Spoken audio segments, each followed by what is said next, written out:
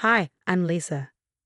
For years, I've felt overshadowed by someone I could never seem to please, my mother-in-law, Brenda. Every day followed the same routine.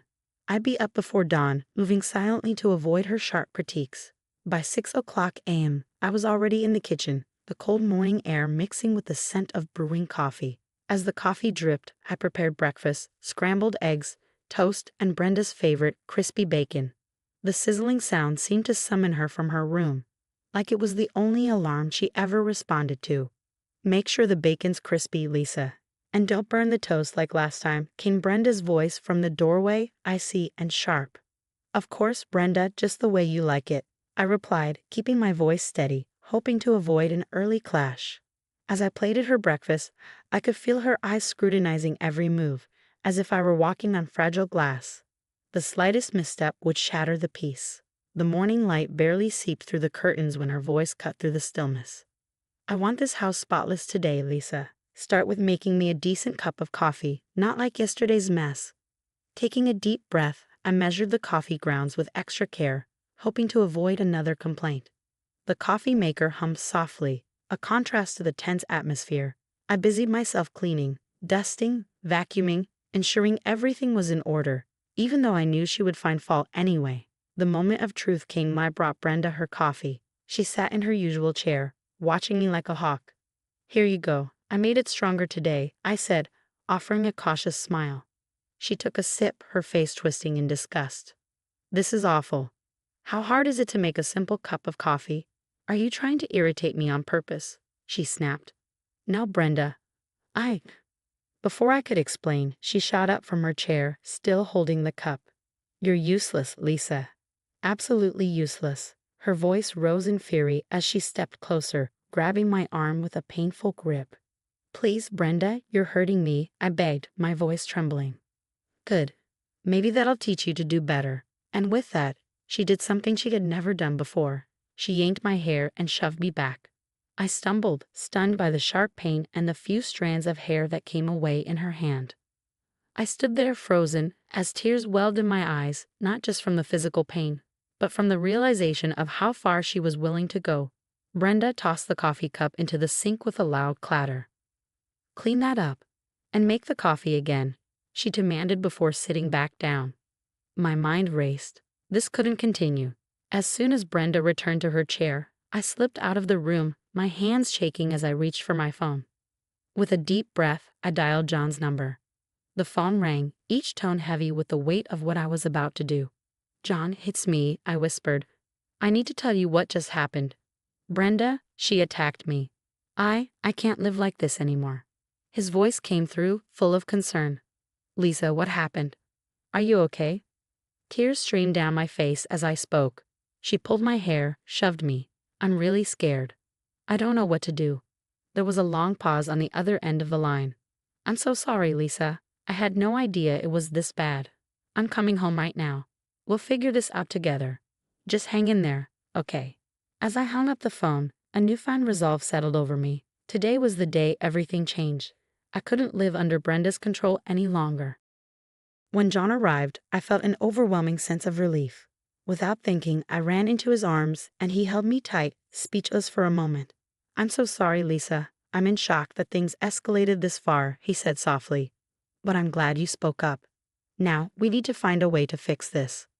Tears flowed down my face, and I felt so weak, but John's words, and just his presence, calmed me. That night was heavy with the weight of the decision we had made. But the next morning felt different, as though the air was lighter with the promise of change.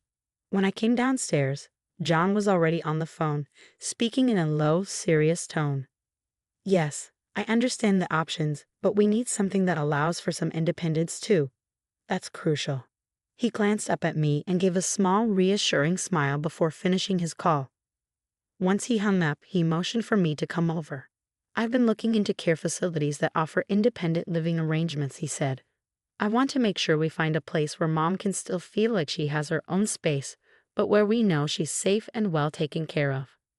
I nodded, grateful for his thoughtfulness in such a difficult situation.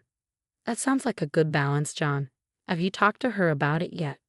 He sighed, running a hand through his hair. "I'm about to. Wish me luck." We found Brenda sitting in the living room, her posture still holding a hint of defiance, though her demeanor was more subdued. John sat across from her, his expression serious but kind. "Mom, we need to talk about what's next. I found a few places that I think would suit you. They're nice, comfortable, and you have your own apartment." Brenda's face hardened. "So you're sending me away now, after one mistake?" John remained calm. "It's not about sending you away, Mom. It's about finding a solution that keeps everyone safe and healthy. This isn't just about yesterday. It's about a pattern that we can't ignore anymore." Brenda's voice rose, her anger simmering. "I don't mean to be managed, John. I'm not a child." "This isn't about treating you like a child," John said gently. "It's about making sure Lisa feels safe and that you have the support you need as you get older." Brenda turned her gaze away, her eyes glistening with unshed tears. "I never thought it would come to this. It's not an easy decision," John admitted, "but I believe it's the right one. The place I found has great reviews and the people seem really nice. You can come visit anytime, or we'll visit you whenever you want." After a long pause, Brenda finally nodded, her voice quiet. "Maybe you're right. Maybe it's for the best." "I know this is hard," John continued, "but I think it will be good for you.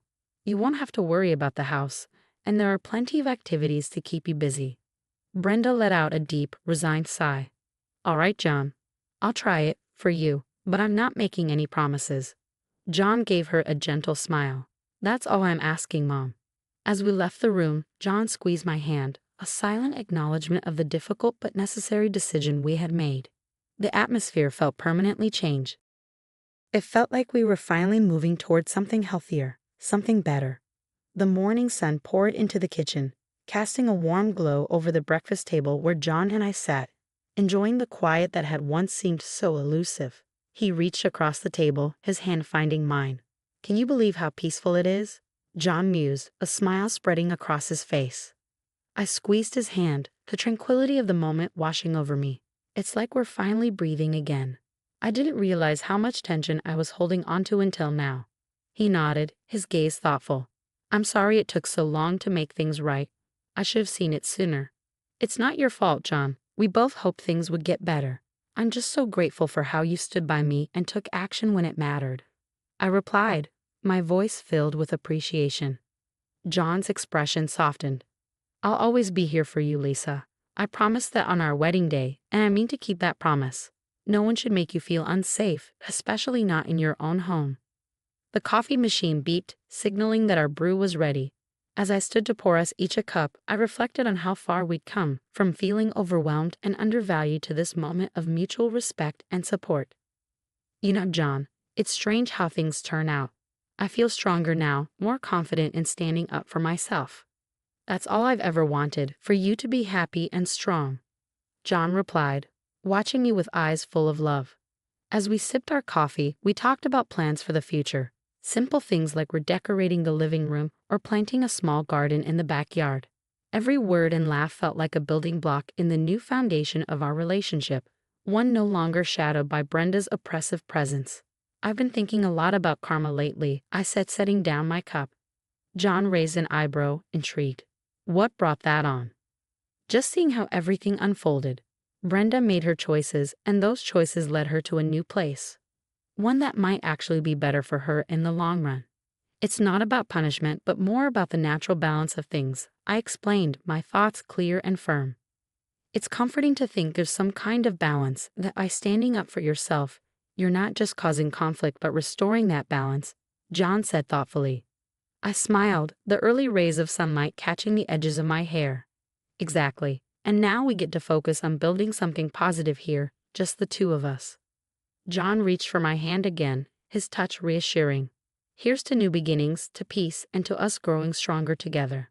As we sat there, the world outside slowly waking up, I couldn't help but feel a deep sense of peace. The journey had been hard, fraught with challenges and tears, but it had led to this new dawn filled with promise and newfound strength. And in that quiet light, I finally understood. Standing up for yourself is sometimes the most powerful statement you can make. As our story comes to a close, I'd love to hear your thoughts. Do you think moving Brenda to a care facility was the right decision? Or do you feel John and Lisa should have handled things differently? Please share your opinions in the comments below. Thank you for watching. If you enjoyed, please like, share, and subscribe.